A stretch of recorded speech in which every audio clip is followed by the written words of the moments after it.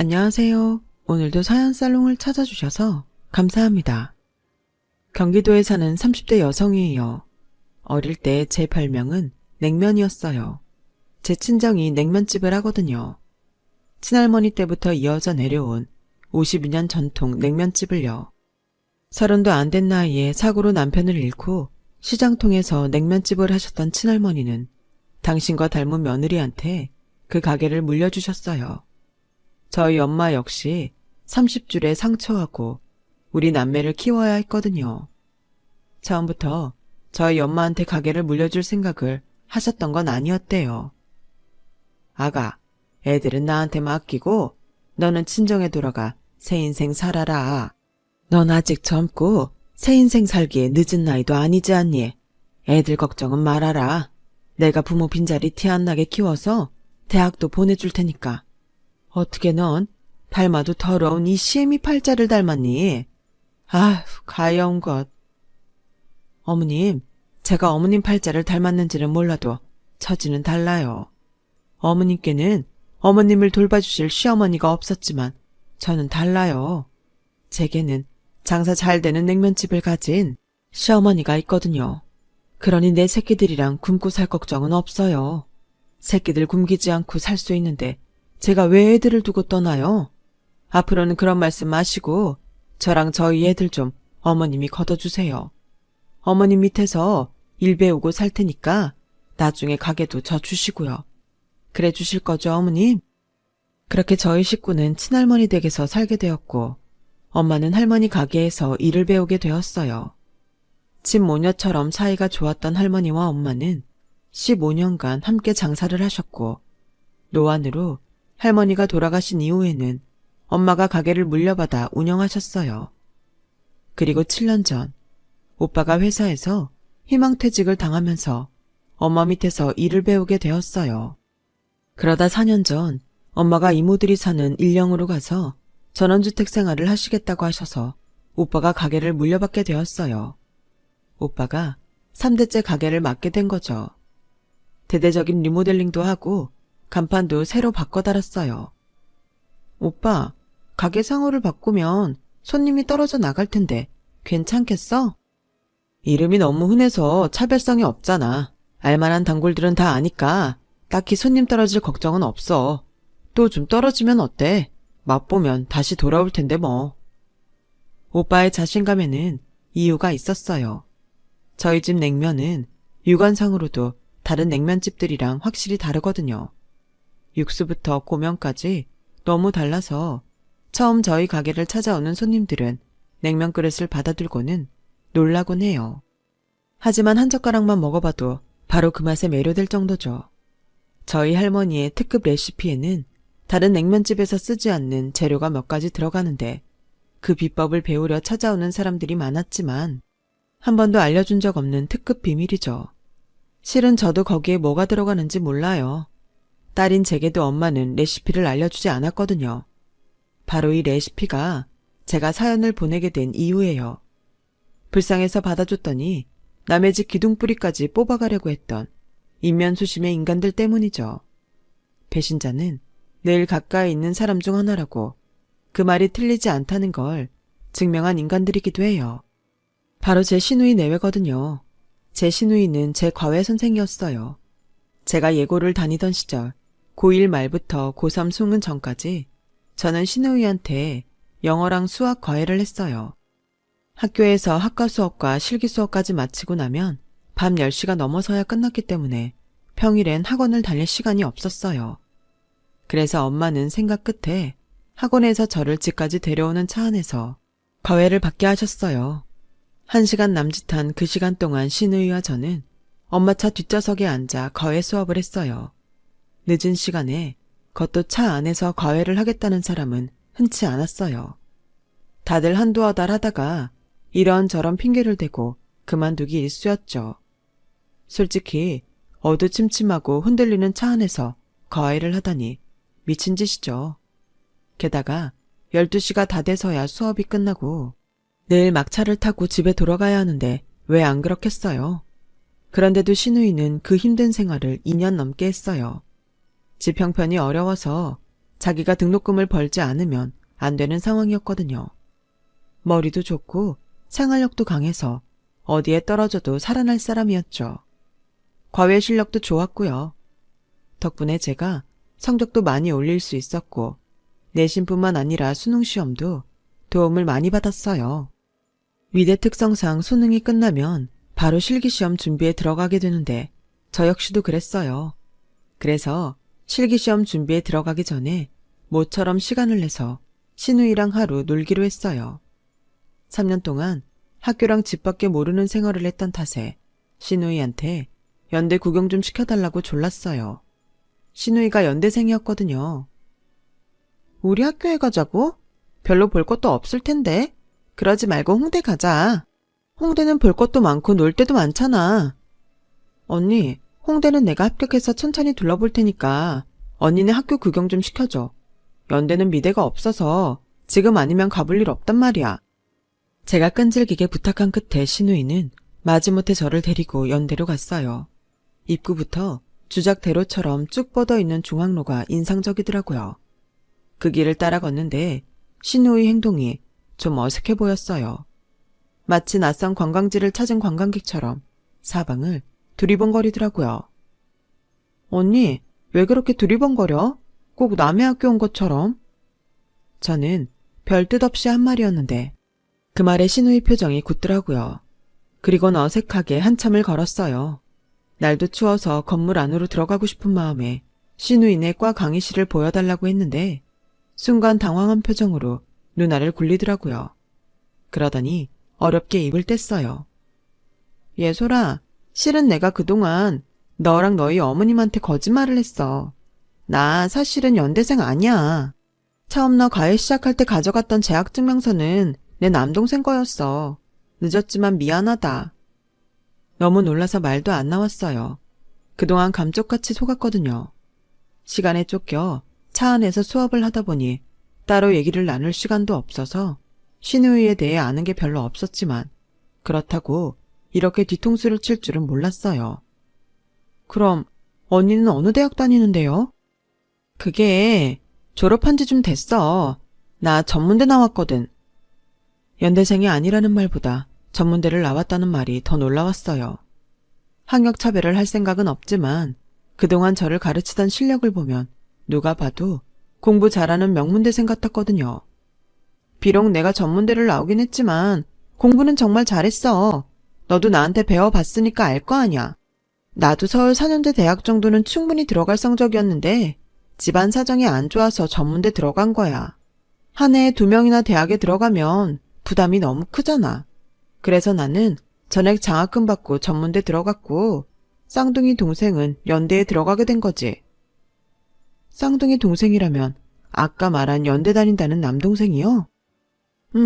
제대하고 다음 학기에 복학한다고 지금 한창 알바 중이야. 이 근처 카페에서 알바하는데 이럴 줄 알았으면 진짜 거기로 갈 걸 그랬다. 추운데 밖에서 궁상 떨 거 없이. 지금이라도 가서 인사할래? 내 동생 완전 꽃미남이야. 여자들한테 인기도 많다니까. 워낙 여자한테 관심이 없어서 지금껏 연애 한 번 못 해봤지만. 그러지 말고 가자. 가서 남동생한테 따뜻한 커피라도 쏘라고 해야겠다. 신우이를 따라 근처 카페로 가게 된 저는 거기서 남편을 처음 만났고 한눈에 반해버렸어요.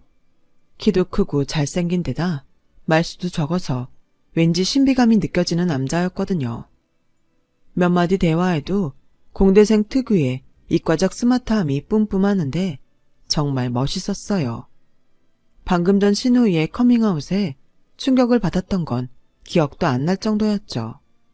어쩌면 이것도 다 신우이 계략이 아니었을까 생각되지만요.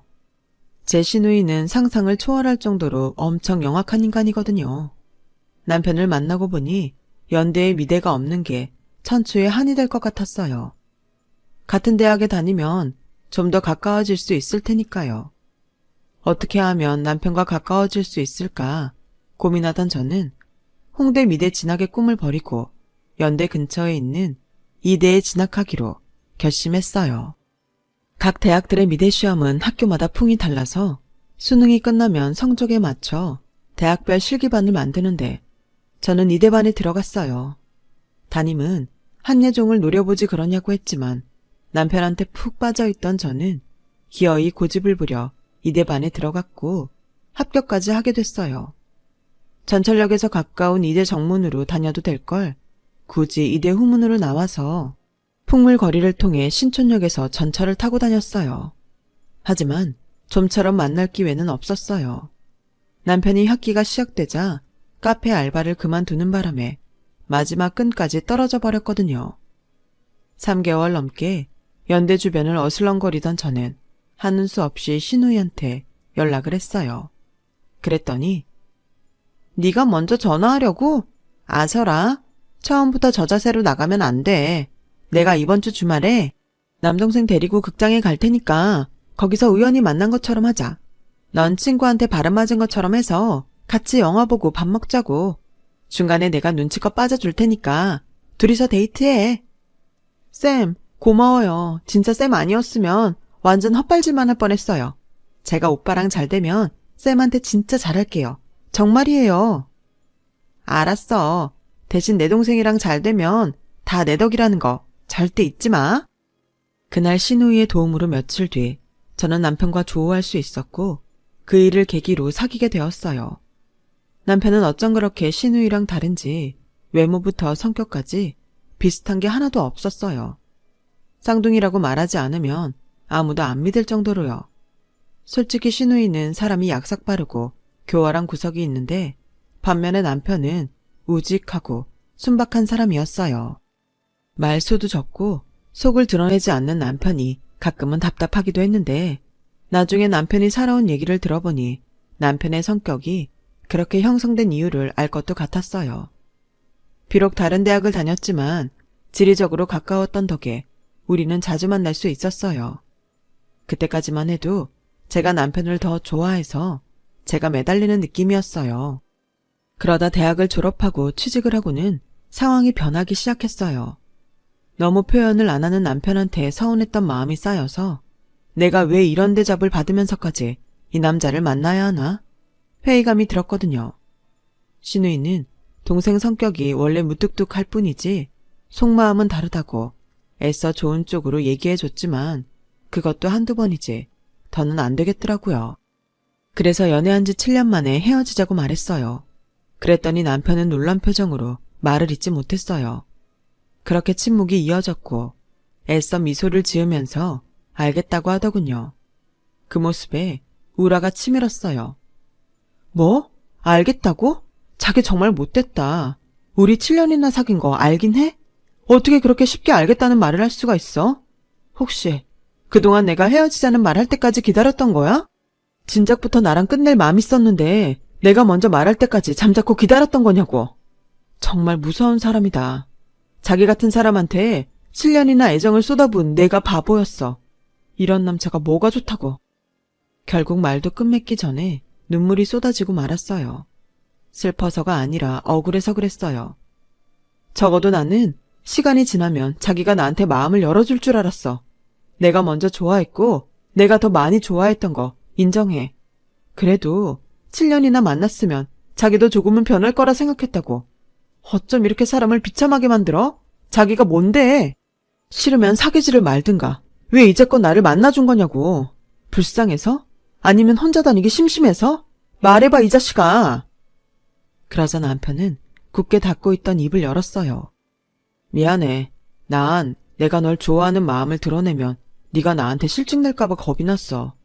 네가 날 버리고 갈까봐 겁나서 표현을 할 수 없더라고. 엄마한테 버려진 뒤로 사람한테 내 속마음을 드러내는 게 두려웠거든. 지난 7년 동안 한순간도 너를 사랑하지 않은 적이 없어. 너는 네가 먼저 나한테 반했다고 말하지만 아니야. 내가 먼저야. 누나 데리러 너희 집 근처에 갔다가 교복 차림으로 차 안에서 내리는 널 봤거든. 그때 이미 난 네가 좋았어. 원래 나한테 들어온 과외짤이었는데 군입대 때문에 못하게 된 게 얼마나 분했는지 몰라. 누나가 내 이름으로 대신 과외를 맡겠다고 해준 게 그나마 다행이라고 위안 삼았을 정도로 말이야. 덕분에 휴가 나와서 누나 핑계대고 멀리서나마 널 볼 수 있었으니까. 내 마음은 그때랑 지금이랑 같아. 여전히 나한테는 너밖에 없어. 남편의 말에 헛웃음이 났어요. 이 사람 정말 지독한 인간이다 싶으면서도 한편으로 가엾다는 생각이 들었거든요. 도대체 어떻게 살아왔길래 자기 감정을 그렇게 누르고 살 수 있는 걸까요? 일찍도 말한다. 왜 차라리 나 죽고 난 다음에 내 무덤에 와서 고백하지 그랬어? 진작 말했으면 그동안 나 혼자 소갈이 하진 않았을 거 아니야. 미안해. 내가 앞으로 노력할게. 노력 안 하기만 해. 그땐 진짜 끝이야. 근데 엄마한테 버려지다니? 그게 무슨 소리야? 지난번에 자기한테 전화했을 때 어머님이 받으셨는데? 사실은 그게 말이야. 사귄 지 7년이나 돼서야 저는 남편의 가정사를 들을 수 있었어요. 남편네 집은 재혼 가정이었어요. 아버님이 남편 친모랑 헤어지고 나서 지금의 어머님과 재혼한 거였죠. 신우이는 시어머니가 데리고 들어온 자식이었어요. 재혼 후 이사를 한 뒤 재혼 가정인 걸 숨기려고 남편과 신우이가 일란성 쌍둥이인 것처럼 주변에 말하고 살았더라고요. 저도 그렇게 알고 있었고요. 누나한테는 모르는 척 해줘. 주변에 알려지는 거 싫어하거든. 기가 막혀. 정말 이건 뭐 양파도 아니고 어떻게 까도 나오냐? 자기, 내가 아는 황지수가 맞긴 해? 혹시 내가 모르는 비밀이 더 있으면 지금 다 풀어? 안 그럼 나 정말 화낼 거야. 남편은 더는 없다면서 앞으로 저한테 절대로 비밀을 만들지 않겠다고 약속했어요. 저 역시 시부모님과 신우이한테는 모르는 척 하기로 했어요. 1년 뒤 우리는 결혼식을 올렸고 제가 다니는 회사 근처에 신혼집을 차렸어요. 남편이 한 사람이라도 편하게 출퇴근하는 게 낫다고 양보를 해준 덕분이었죠. 하지만 결혼하고 몇 달 만에 아버님이 출근길에 급성 심근경색으로 세상을 떠나시고 말았어요. 그런 일이 있자 시어머니는 며느리를 잘못 들여 이런 사단이 난 거라고 제 탓을 하셨어요. 그 일로 남편은 어머님과 크게 싸웠고 시댁의 발걸음을 끊게 됐어요. 어머님이 저희 내외를 보고 싶지 않다고 오지 말라고 하셨거든요. 얼마 뒤 제가 임신을 해서 시누이를 통해 소식을 알렸는데도 축하한다는 말도 없으시더라고요. 시누이는 어머님이 화 풀릴 때까지 떨어져 지내는 게 낫겠다며 대신 중간에서 자기가 잘 설득해 보겠다고 기다리라고 하더군요. 이듬해 출산을 하고 집에서 육아를 하면서 지내고 있었는데 연락도 없이 시누이가 찾아왔더라고요. 혹시 어머님과 함께 왔나 해서 기대를 하며 현관문을 열었는데 혼자 왔더라고요. 올케, 나 좀 도와주라. 우리 그이가 또 회사에서 잘렸어. 새로 들어간 지 고작 2달 만에 상사랑 싸우고 나왔다는 거야. 애들한테 돈 들어갈 일은 태산인데 나 정말 어쩌냐? 제가 뭘 도와드리면 되는데요? 실은 나 나가는 학원도 원생이 줄어서 다음 달에 문 닫거든. 올케도 알다시피 내가 전문대졸이라 학원 들어가기가 쉽지 않잖아. 여기저기 이력서를 내봤는데 연락 오는 데가 하나도 없어. 그래서 말인데 나 올케네 친정가게에서 일 좀 배우면 안 될까? 우리 그이도 회사원 타입은 아닌 것 같고 이참에 식당이나 차릴까 해. 일을 가르쳐드리는 건 문제가 아닌데 레시피는 영업비밀이라 저한테도 안 알려줘요. 올케도 참, 내가 언제 비밀 레시피 알려달래? 그냥 전반적인 음식 장사 노하우를 말하는 거지. 대신 내가 한 달 동안 돈 안 받고 홀서빙 도와줄게. 그러니까 오빠한테 말 좀 잘해주라. 어려운 부탁도 아니고 어떻게든 살아보겠다고 하는데 매정하게 모른 척할 수도 없어서 오빠한테 전화해서 부탁을 했어요. 오빠도 회사를 나와 막막했던 경험이 있던 터라 흔쾌히 받아주겠다고 했어요. 그렇게 오빠 가게에서 일을 배우게 된 신우이는 출근 첫날부터 엄청 열심히 일을 했어요. 직원들 중 가장 일찍 나와서 가장 늦게까지 남아있는다며 제 올케가 칭찬을 많이 하더라고요. 손끝도 야무지고 손님들한테 얼마나 싹싹한지 몰라. 일머리도 있고 가게 차리면 장사 잘하겠더라. 근데 무슨 장사한대? 식당을 하고 싶어 하는데 메뉴가 뭔지는 저도 잘 모르겠어요. 나야 뭐 우리 집 레시피 빼가는 것만 아니면 상관없어. 언니도 참 우리 올케 그런 사람 아니에요. 아무렴 동생 처갓집에서 레시피 빼다가 장사할 생각을 할까. 그런 걱정은 붙들어 매세요. 하지만 설마가 사람 잡는다고 반년도 안 돼서 기가 막힌 일이 생긴 거예요. 올케가 화가 잔뜩 나서는 제게 전화를 했더라고요. 아가씨, 정말 1억이야? 누구 장사 말아먹는 걸 보고 싶어서 이러냐고. 남도 아니고 사돈지간에 어쩜 이렇게 아나무인처럼 굴 수가 있어. 아가씨도 알고 있었던 거야? 언니, 무슨 일인데 그래요? 자초지종을 말해야 제가 알죠. 아가씨 시누이 말이야. 우리 가게 건너편에 떡하니 냉면집 차렸잖아. 그것도 어머님이 하시던 예전 상호 그대로 간판을 달았다고. 그뿐인 줄 알아? 우리 집에서 일 배운다고 왔을 때 어머님 레시피 노트를 몰래 봤는지 육수까지 똑같이 뽑아서 팔고 있다고. 아주 가게 전면에 원조 맛집이라고 써붙이고 말이야. 폭풍처럼 쏟아내는 올케 언니 말에 정신이 다 몽롱했어요. 언니, 설마요. 아니, 다시 안 보고 살 사람 아니고서야 그런 짓을 어떻게 해요? 뭔가 오해가 있는 모양인데 제가 가서 확인해 볼게요. 씩씩대는 올케 언니를 달래고는 애를 안고 시누이가 차렸다는 냉면집에 찾아갔어요. 입구를 본 순간 저도 모르게 한숨이 툭 나오더라고요. 글쎄, 간판이 오래전 저희 할머니가 사용하셨던 식당 간판을 그대로 디자인해서 걸었더라고요. 거기다 올케 언니 말대로 전면 유리에 원조 맛집이란 말까지 써붙여놓곤 장사를 하고 있었어요. 건너편 저희 오빠 가게는 파리만 날리고 있는데 시누이 가게 앞에는 대기 손님들이 길게 줄을 서 있었죠. 가게 안에는 이미 만석이 돼서는 북적북적 하더라고요. 저를 본 시누이는 안면 싹 바꾸고는 본 척도 않고 서빙을 봤어요. 언니, 나랑 얘기 좀 해요. 나 바쁜 거 안 보여? 할 말 있으면 가게 문 닫거든 마. 당장 나오라고요. 제가 소리를 버럭 지르자 가게 안이 찬물을 끼얹은 것처럼 조용해졌어요. 그제야 시누이는 저를 따라 밖으로 나왔어요. 언니, 지금 뭐 하는 짓이에요? 이러려고 우리 오빠 가게에서 일하게 해달라고 했던 거예요? 레시피 훔쳐다가 간판까지 복원해서 걸어놓고 장사하려고? 증거 있어? 내가 레시피 훔쳤다는 증거 있냐고. 간판? 그거야. 요즘 레트로가 유행이니까 예스럽게 만들어 건 것뿐이야. 그리고 우리 집 상호는 냉면집으론 흔한 이름이야. 차 끌고 다녀봐. 이런 상호 천지니까. 그리고 혹시나 해서 하는 말인데 우리 집 레시피는 특허 신청까지 해뒀어. 그러니까 올케 말대로 우리 레시피랑 자기네 레시피랑 똑같다면 그쪽이 간판 내려야 하는 거라고. 뭘 알고 떠들어야지. 언니 미쳤어요? 사람이 어떻게 이럴 수가 있어. 남도 아니고 남동생 처가야 되고 어쩜 이렇게 뻔뻔하게 굴 수가 있냐고요. 남동생? 너 아직 몰랐니? 우리 친남매 사이 아니야. 나랑 네 신랑 피 한 방울도 안 섞였어. 쟤네 아빠는 작년에 죽었잖아. 그럼 나랑 쟤는 아무 사이도 아닌 거 아니니? 괜히 가족 어쩌고 하면서 비벼볼 생각인 모양인데 나한텐 그런 거 안 통해. 난 내 식구랑 먹고 사는 게 제일 중요한 사람이라고. 한 번만 더 우리 가게에 와서 시비 걸면 나 니네 오빠 가게 영영 영업 못하게 만들 거야. 특허 나오는 대로 바로 신고할 거라고. 그러니까 성질 건드리지 말고 꺼져. 그거 우리 할머니가 만든 레시피인데 네가 뭐라고 특허를 내, 이 도둑년아. 그러게 진작에 특허를 내지 그랬어. 자기 거 안 지키고 손 놓고 있던 니네 오빠가 멍청한 거지.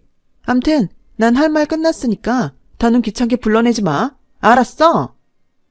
이런 걸 두 눈 뜨고 코 베인다고 하는 거죠. 어떻게 사람이 이럴 수가 있을까요? 차마 오빠랑 올케 얼굴 볼 면목이 없어서 바로 집으로 왔어요. 그리고 남편한테 전화해서 당장 집으로 오라고 소리쳤어요.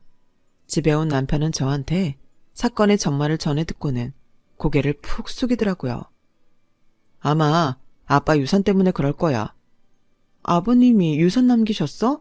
나한테는 그런 말 없었잖아. 작년에 큰아버지가 아빠 장례식에 오셔서는 아빠 몫으로 떼어줄 땅이 있다고 하시더라고.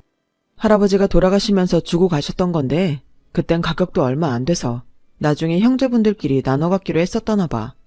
그런데 몇 달 전쯤에 땅 가격이 많이 올라서 파시겠다고 하더라고. 세금 내고 남은 금액을 똑같이 나눠서 갖기로 했는데 큰아버지가 내 앞으로 주시겠다고 하는 거야. 어머니랑 누나한테는 못 주겠다고. 어머니가 그 소리를 듣고는 노발대발 하셨는데 그 뒤로 누나도 나랑 연락을 끊어버렸어. 그래도 형님 가게에서 일 배운다고 하길래 화 좀 풀리면 다시 연락하겠거니 했는데 그 일로 이런 일까지 벌일 줄은 몰랐어. 내가 누나 찾아가서 설득해 볼게. 형님한테도 찾아가서 사과드리고. 그날 남편이 시누이 가게로 갔지만 애꿎은 설거지 물세례만 받고 그대로 쫓겨왔어요. 그 이후로도 몇 차례 찾아갔지만 대화조차 불가능했어요. 남은 방법은 소송뿐이었죠. 그동안 엄마가 걱정하실까봐 이번 일을 말씀 못 드렸는데 소송을 하려면 엄마 도움이 필요해서 어쩔 수 없이 연락을 하게 되었어요. 다른 사람도 아니고 시누이가 그런 일을 벌였으니 엄마한테 죄송해서 미치겠더라고요. 그런데 얘기를 다 들은 엄마는 픽 웃으시더니 그러는 거예요. 네 시누이 하고 싶은 대로 하라고 그래라. 우리 가게에 소송을 걸든 셔터를 내리든 마음대로 하라 그래. 그리고 네 오빠한테 수일 내로 내가 가서 정리해 줄 테니까 마음 졸이지 말고 있으라 그래. 너랑 황서방도 걱정 말고. 안 그래도 엊그제 황서방이 찾아와서 무릎까지 꿇고 사과하고 가더라. 유산 때문에 자기 누나가 그런 것 같다고 죄송하다고. 그게 어디 황서방 잘못이니? 나래도 내 핏줄한테 유산 주고 싶지. 피 한 방울 안 섞인 남한테 유산을 나눠주고 싶겠니? 니네 시어머니 죽어봐라. 그 유산 황서방한텐 한 푼도 안 남겨줄걸? 세상 이치가 그런 거야.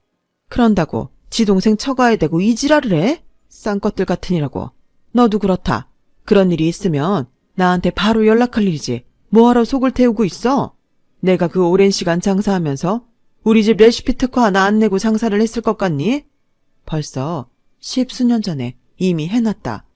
상호 바꾼 거야? 서류 떼어다가 증명하면 될 일이니까 걱정하지 마. 우리 집 단골 중에 널리고 널린 게 검사 변호사야. 이 못된 년 내가 이참에 버릇을 아주 고쳐넣을 거야. 어디 감히 내 새끼들을 건드려? 엄마 말대로 시누이가 낸 특허 신청은 결국 거절되었어요. 이미 특허 등록이 돼 있다는 게 이유였죠.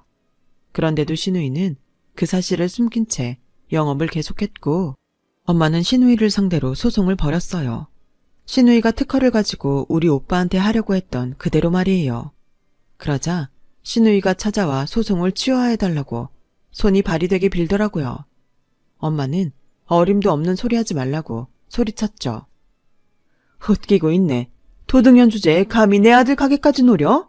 네 눈엔 세상이 그리 만만하게 보이는 모양인데 정신 차려. 넌 어쩜 예나 지금이나 남의 것 뺏는 버릇은 여전하니? 너 내가 남동생 재학증명서 들고 와서 가짜 연대생 노릇하는 거 모를 줄 알았지? 예, 내가 내 자식 과외 선생을 들이는데 학과실에 확인 전화 한 통 안 했겠니? 조교가 그러더라. 지수 군대 갔다고. 다 알았지만 네가 영리하게 잘 가르치길래 그냥 쓴 거야. 내가 산전수전 공중전까지 다 겪은 사람인데 너만한 거 하나 상대 못할 줄 알았어? 너도 참 어리석다. 그때 내가 너를 혼냈어야 했는데 내 실속 차리느라 놔둔 게 후회된다. 그랬으면 네가 오늘날 이런 짓을 벌이지 않았을지도 모르는데 말이야. 그래서 이참에 너 제대로 벌 주려고. 벌을 받아봐야 세상 무서운 줄 알고 다시는 그딴 짓 안 하고 착하게 살 거 아니니? 그러니까 여기서 시간 날리지 말고 가서 가게 정리하고 앞으로 니들 살 길이나 궁리해. 소장에 적힌 날짜에 법원 출석 꼭 하고. 알겠니? 결국 시누이는 울면서 돌아갔고 소송은 여전히 진행 중이에요. 시간이 얼마가 걸리던 특허법 위반은 물론 영업방해로 인한 피해 보상까지 모조리 받아낼 생각이에요. 우리 부부는 이번 일까지 겹치면서 시댁과 연을 끊게 되었어요. 그동안 시어머니가 제 남편한테 나쁜 계모짓을 해왔다는 걸 제가 알아버렸거든요. 소송을 취하해달라고 빌려온 시누이가 엉겁결에 실토한 거죠. 남편이 왜 그렇게 자기 속을 꽁꽁 숨기고 살까 했는데 그런 아픈 사정이 있었다니 남편이 가여워서 더는 그 인간들 곁에 둘 수가 없더라고요. 어쩜 모녀가 하는 짓이 그리 똑같은지 피는 못 속인다니까요. 앞으로는 내 남편은 내가 지킨다는 심정으로 보듬고 살려고 합니다. 저희 엄마처럼요. 지금까지 제 사연을 들어주셔서 감사합니다. 가족들과 즐겁고 행복한 하루하루 보내시길 바랍니다. 여러분, 사연 댓글에 응원과 현명한 조언 부탁드려요. 좋아요와 구독은 저에게 큰 힘이 됩니다. 오늘도 좋은 일 가득하세요.